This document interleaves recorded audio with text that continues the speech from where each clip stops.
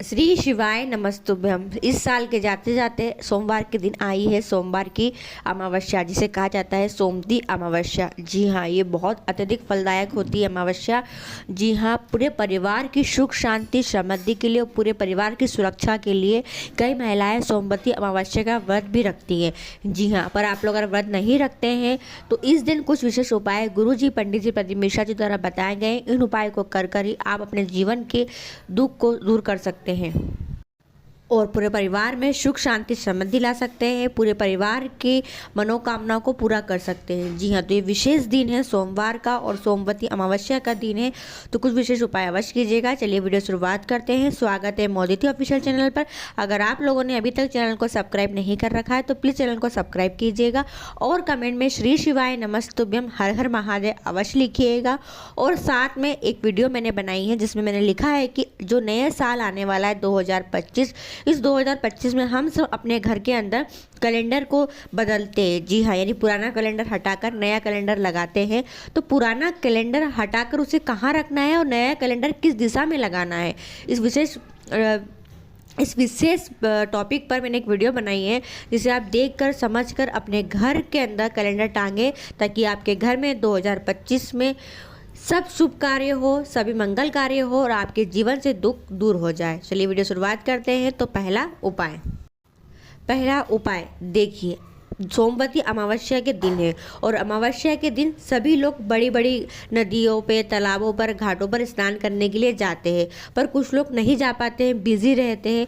तो वो क्या करें जिससे वो घर में ही स्नान कर ले और वो स्नान बड़ी बड़ी नदी, तालाब, घाटों पर स्नान करने के तुल्य हो, बराबर हो, ताकि हमारे जो पिछले जन्मों के कर्मों के कारण हमारे आने वाले समय में या हमारे इस समय में जो बाधाएं आ रही है हमारे कार्य में, वो बाधाएं दूर हो जाए, ताकि हमारे कार्य जल्दी जल्दी पूरे हो, हमारी जो दिशा है वो जल्दी जल्दी खुल जाए और हमारे सारे कार्य संपन्न हो। तो उसके लिए सोमवती अमावस्या के दिन आपको आपके स्नान करने का तरीका बदलना है।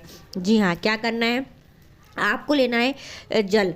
एक लोटे में, कटोरी में जल लीजिएगा और उस जल में आपको डालना है तुलसी की लकड़ी। जी हाँ, तुलसी की सूखी लकड़ी जो होती है वो डाल दे, या तुलसी का कोई पत्ता हो उसे डाल दो, या तुलसी की माला अगर आपके घर में है तो वो भी आप डाल सकते हो। जी हाँ, किसी एक पात्र में डाल दीजिएगा। डालने के बाद तुलसी की माला डालिए तो उसको निकाल लें, पत्ती डालिए तो उसे निकाल दें, या लकड़ी डालिए तो उसको निकाल कर पूजा वाले मंदिर में रख दें। उसके बाद जो जल आपने बनाया है तुलसी वाला, उस जल को आपको आपके नहाने वाले पानी में मिक्स कर लेना है। हाँ जी, मिक्स कर लेना है और मिक्स करके फिर आपको स्नान करना है, आपको नहाना है। जी हाँ, ऐसा करने से आपको सोमवती अमावस्या का फल 2 गुना मिलेगा और आपकी जो भी मनोकामना होगी उस मनोकामना के लिए आपके सारे मार्ग खुल जाएंगे।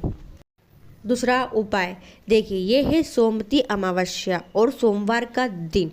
कोई भी मनोकामना हो जो इस 2024 में अभी तक पूरी नहीं हुई है और आपने कई प्रयत्न कर लिए हैं, कई प्रयास करके देख लिए, हार से गए हो, थक से गए हो, तो ये सोमवार के दिन आप यह उपाय अवश्य कीजिएगा।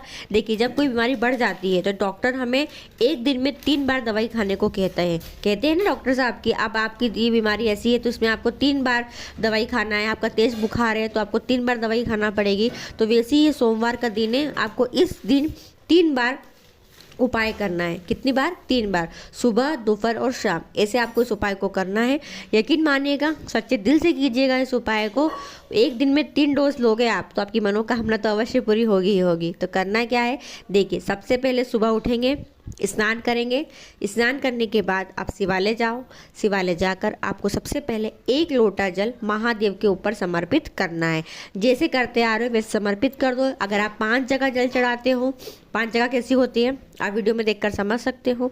जलाधारी में गणेश जी के स्थान पर, उसके ऑपोजिट कार्तिक भगवान के स्थान पर, बीच में होता है माँ अशोक सुंदरी का स्थान, तीसरा, चौथा होता है जहाँ शिवलिंग रखी रहती है जिसे कहा जाता है जलाधारी, चौथा वहाँ, और फिर 5वां शिवलिंग के ऊपर समर्पित किया जाता है। ये विशेष मनोकामना पूर्ति उपाय है जिसे जल चढ़ाकर आप कर सकते हैं। ठीक है, तो आपने जल समर्पित कर दिया है। अगर आप ऐसे नहीं करते हैं, डायरेक्ट शिवलिंग पे जल समर्पित कर देते हैं तो वैसे भी कर सकते हैं। ठीक है, 1 लोटा जल आपको समर्पित करना है महादेव के शिवलिंग के ऊपर। ये हुआ पहला डोज सुबह का।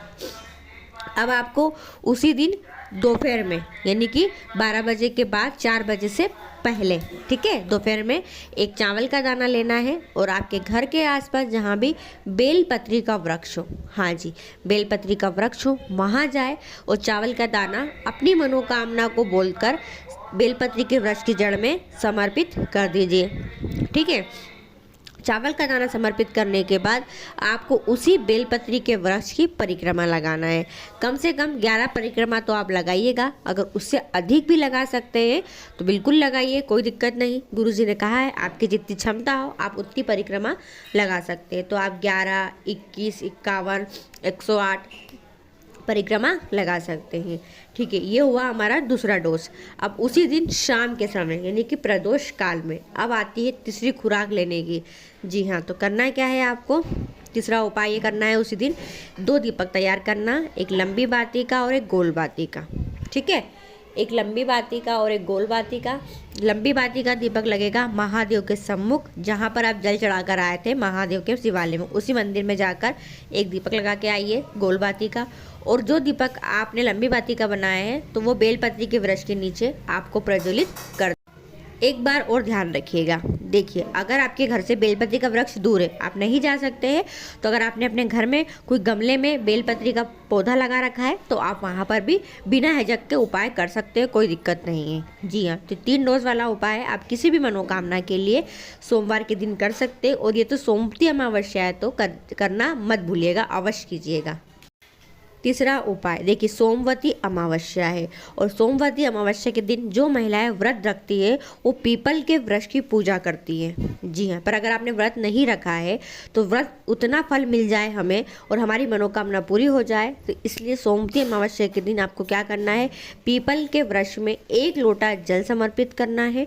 और कोशिश कीजिएगा, प्रयास कीजिएगा कि आप पीपल के वृक्ष की पूजा भी कर सके। पूजन कैसे की जाती है, दीपक लगा दे, हल्दी, कुमकुम, गुलाल, अबीर, चावल समर्पित कर दे और कुछ मीठे का भोग लगा दे पीपल के वृक्ष में। और आपको एक कार्य और करना है, जी हाँ, आपको पीपल के वृक्ष की परिक्रमा लगाना है। जल नहीं चढ़ा पाओ कोई बात नहीं, पूजन नहीं कर पाओ कोई बात नहीं, पर सोमवती अमावस्या के दिन पीपल के वृक्ष की परिक्रमा अवश्य लगाइएगा। कोशिश कीजिएगा 5, 7, 11, 21, 51, 108 आपको अपनी क्षमता के अनुसार पीपल के वृक्ष की परिक्रमा लगाना है और आपकी जो भी मनोकामना है वो पीपल के वृक्ष से कह दीजिएगा। देखिए, पीपल के वृक्ष में 33 कोटि देवता का वास होता है, पिपलेश्वर महादेव का वास होता है, ब्रह्मा विष्णु महेश का वास होता है, माँ लक्ष्मी का वास होता है। इसलिए आप पीपल के वृक्ष की परिक्रमा सोमवती अमावस्या के दिन अवश्य लगाना और आपकी जो भी मनोकामना है वह महादेव से अवश्य कहिएगा। चौथा उपाय, गुरुजी ने कहा है अगर आप कोई नौकरी करते हैं, कोई व्यापार करते हैं, कोई सर्विस कर रहे हैं, उसमें तरक्की नहीं मिल पा रही है, उन्नति नहीं मिल पा रही है, प्रमोशन नहीं मिल पा रहा है या आवक नहीं बढ़ पा रही है, आपकी पैसों की तंगी दूर नहीं हो पा रही है और आप बहुत प्रयास कर रहे हो कि हमारी नौकरी में हमको तरक्की मिल जाए, हमको उन्नति मिल जाए, हमको प्रमोशन मिल जाए, हमारी पैसों की जो तंगी वह दूर हो जाए, तो तरक्की उन्नति के लिए यह उपाय कीजिएगा। जी हाँ, गुरुजी ने कहा है अगर आप ये उपाय सच्चे दिल से करते हो तो 11 दिन के अंदर ही आपको उन्नति मिल जाएगी। किस दिन के अंदर ही आपको उन्नति, तरक्की, प्रमोशन मिल जाएगा। जी हाँ, तो आप किसी प्रकार का जॉब करते हो, किसी प्रकार का बिजनेस करते हो, कोई भी कार्य करते हो अगर, तो यह उपाय करिएगा, आपको उन्नति अवश्य मिलेगी। करना क्या है, आपको लेना है 1 बेलपत्री और 1 लोटा जल। ये लेकर आपको शिवालय जाना है। शिवालय पहुंचकर आपको वटकेश्वर महादेव का स्मरण करना है और फिर उपाय आपको क्या करना है, शिवालय जाना है और महादेव के शिवलिंग पर बेलपत्री को समर्पित करना है।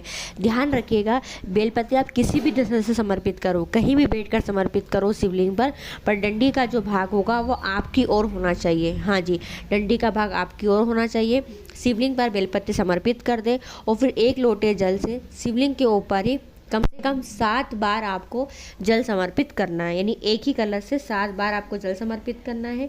1, 2, 3, 4, 5 ऐसे करते करते 7 बार जल समर्पित करना है। वटकेश्वर महादेव का नाम लेते हुए और अपनी जो भी नौकरी है, सर्विस के बारे में महादेव से बताए और कहे बाबा मुझे तरक्की दिलाए, उन्नति दिलाए, प्रमोशन दिलाए। ऐसी प्रार्थना आप कीजिएगा, उपाय करके देखिएगा। गुरुजी ने कहा है कोशिश कीजिएगा कि आप 11 दिन तक संलग्न यह उपाय करें। जी हाँ, और संलग्न नहीं कर पाए तो विशेष तिथियों पर करें जरूर। आपकी मनोकामना महादेव अवश्य पूरी करेंगे ही करेंगे। ये कुछ विशेष उपाय हैं जो आप वटकेश्वर महादेव का नाम लेकर करिएगा, आपकी हर मनोकामना पूरी होगी। और वीडियो पसंद आती है, आपके लिए उपयोगी रहती है तो और लोगों तक जरूर शेयर कीजिएगा। श्री शिवाय नमस्तुभ्यम। हर हर महादेव।